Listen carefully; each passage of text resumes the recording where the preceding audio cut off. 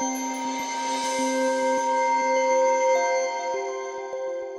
are told by the culture that we live in that we're only all right if we are constantly developing, constantly changing, if we're constantly adaptable, movable. It doesn't actually matter where you're going as long as you are moving, as long as you're doing something, as long as you are motivated and passionate and interested in personal and professional development. And I think it actually makes us miserable, because what this ideology is telling us is that no matter what we do, no matter how well we perform now, we know that next year we'll have to do more, do better, do something else. So we're never good enough, and we only have ourselves to blame when we fail, because that's an important aspect of psychologization.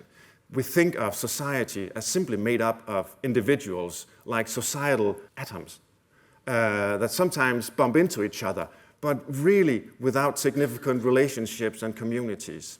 When we see the statistics, how many people who suffer from stress-related disorders, anxiety, depression, some of that might have to do with the fact that we have this ideology of constant change and development. We're not allowed to put down roots. We're not allowed to stand firm and live stable, secure lives. But I'm interested in human beings as ethical creatures, as creatures with the potentials to live ethical lives. How is that possible? That's a wonderful scientific and philosophical question. And there are, of course, many preconditions that should be in place for us to be ethical beings. But one of those preconditions, I think, is particularly important. And it was expressed by Paul Ricoeur, the great French philosopher who died a few years ago, in his book, which is called Oneself as Another. He introduces the idea of self-constancy, and he argues that self-constancy is necessary to establish in our lives if we want to be ethical. And why is that?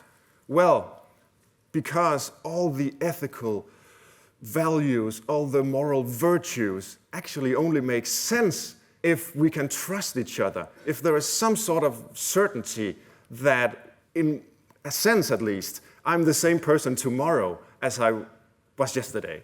You know, if I make a promise today, you have to be able to count on me living up to the promise, doing what I promised tomorrow. So I have to be the same person when I'm going to fulfill the promise as I was when I made it.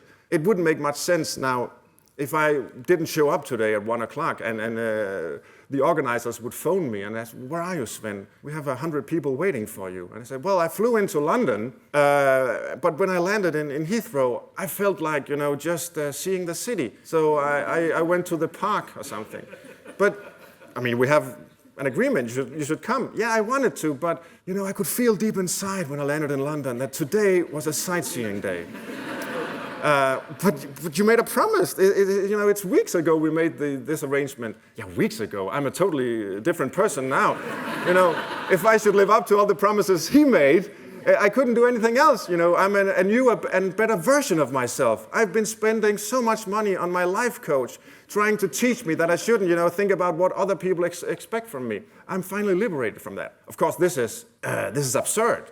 But we need those kinds of absurd stories because this self-constancy is so ingrained in our lives that we fail to notice it.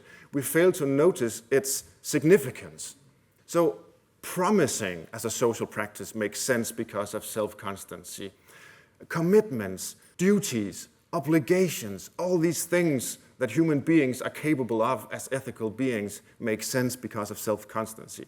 And that's my concern, because this whole ideology, this whole rhetoric we have about change, development, lifelong learning, constant development through life, I call it learning unto death, in order to remind us that it really has a dark side too, because it never stops. Well, it stops, but then everything stops. It threatens our commitments and our status as ethical beings. So that's why I think we need a counter-language to this celebration of the rootless, adaptable, movable, changing person. I try in a way, but also with a tongue-in-cheek, to rehabilitate these Stoic philosophers, because they would often write in ways that resemble contemporary self-help authors, but very often they would recommend the opposite of what we see today. For example, positive visualization, imagining all the great things that will happen to you, and simply just imagining them will help you achieve them. That's the power of positive thinking, right? And the Stoics philosophers, they would recommend negative visualization, which is imagining that what you already have now is something you will lose. Why should you do that? Well, because you will lose it. Everything we own, even our own lives, our relationships to other people, etc., are finite. They will disappear, we will die. And according to the Stoics, this will give the individual a certain sort of existential humility. We are not little kings or gods that can be whatever and choose whatever and develop in all sorts of directions. We are framed and situated and embodied and fragile, vulnerable mortals. And that, I think, is important to bear in mind if we want to develop not our unique personalities or whatever, but develop some sort of common humanity to be able to live together as ethical beings.